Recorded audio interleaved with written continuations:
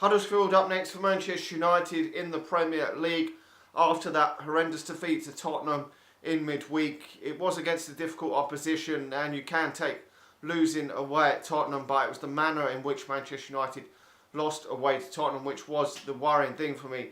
Not too bothered if we lost to Tottenham because it is a bit of a pointless game, but the manner in which we lost was worrying, with the fact that we've got competitions that we want to try and get far in and potentially win coming up in Champions League and FA Cup. Even though it's not realistic that Manchester United can win the Champions League this year, we want to go and try and win it at least. Manchester United should be trying to win every trophy they're in.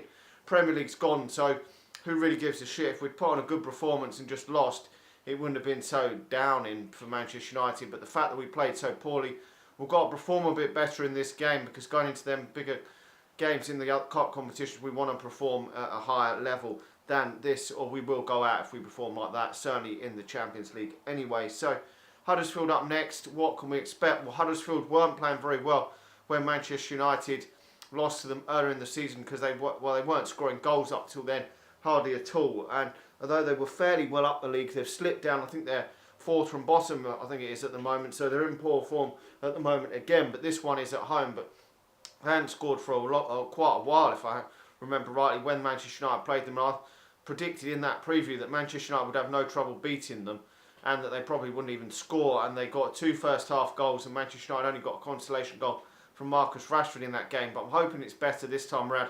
Manchester United are fairly decent at Old Trafford. Now, I'm expecting Jose Mourinho will probably ring some changes after that horrendous performance, which is obviously the most worrying of the aspect of that game, which is probably what Jose Mourinho's worried about, the performance going into some bigger games in Champions League. He has stressed that he wants Manchester United to finish in second position, but I think if Manchester United can get over the line, and we're so far clear, because that's what the gap's narrowed down between ourselves and Tottenham in 5th position to only 5 points. We've got to increase that gap this weekend with Tottenham and Liverpool playing.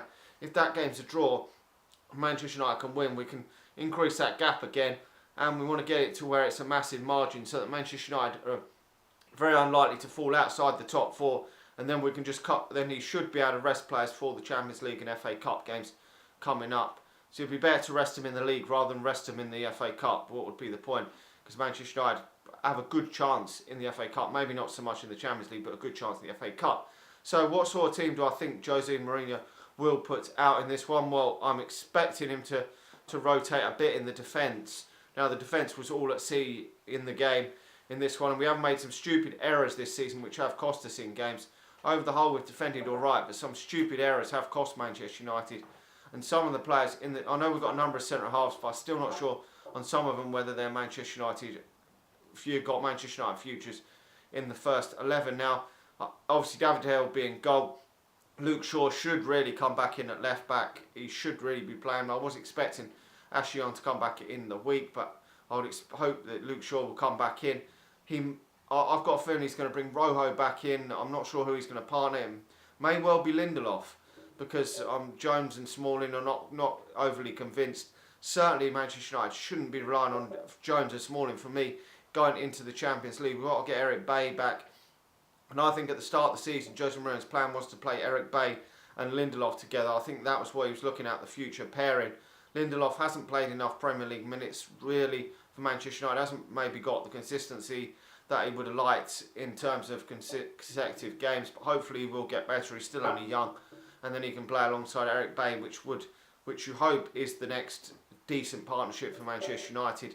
We've chopped and changed that back to in the centre of defence too much, and Phil Jones and Chris Smalling, you're never going to win Champions Leagues with them two clowns as the centre halves. Now, at times Phil Jones has done a very good job this season, but you're just not going to win them top trophies with them two at centre half.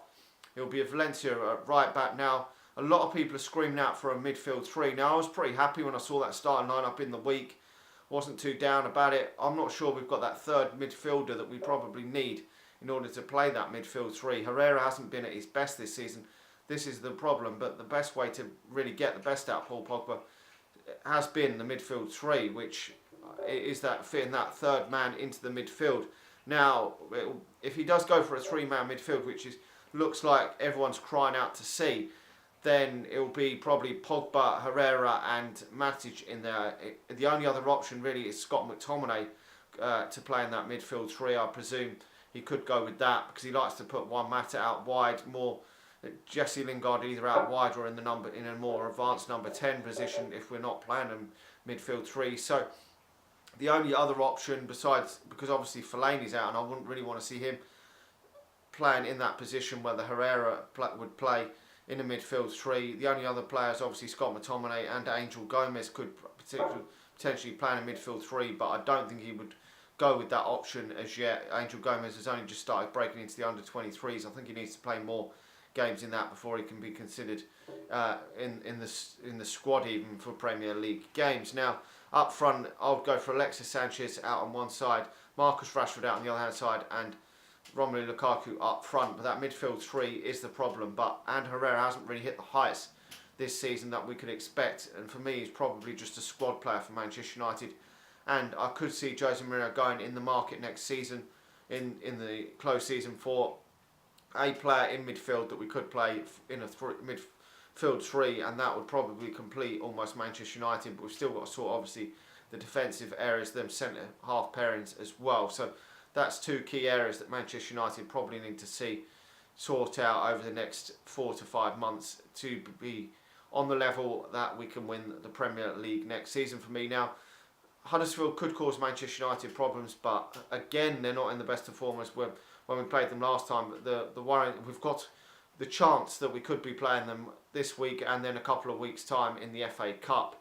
So a couple of big games could be coming up. I know a lot of people want to see Manchester United get them in the FA Cup for revenge, but we can get revenge this weekend if we beat them and hopefully play Birmingham City in the FA Cup, which would be a lesser opposition.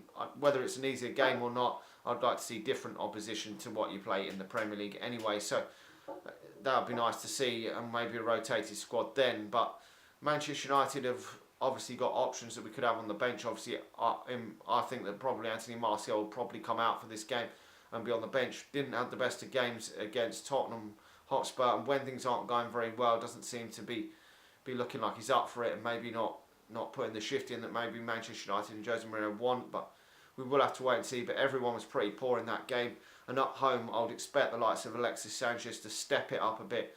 Didn't see hardly any of the ball in that second half. Alexis Sanchez was a bit worrying, didn't get on the ball nowhere near enough, and he's a bit like Angel Gomez, who I saw playing for the under-23s just recently against Tottenham themselves when they lost 3-1. Angel Gomez, when he's not getting on the ball, isn't really doing anything to affect the game for Manchester United. He needs to be getting involved and getting on the ball a lot, and he didn't seem to do that in the under-23 games, and that's the exact same thing I feel with Sanchez. Has got to always be involved in the play for Manchester United, got to be looking to get him on the ball a lot more for Manchester United over the coming weeks. Anyway, let me know your thoughts on the game. I think Manchester United are going to get the job done in this game. I'm going to go Manchester United winning this game 2-0. Make sure to like the video, subscribe to the channel if you're new, and I'll talk to you all again soon. See ya.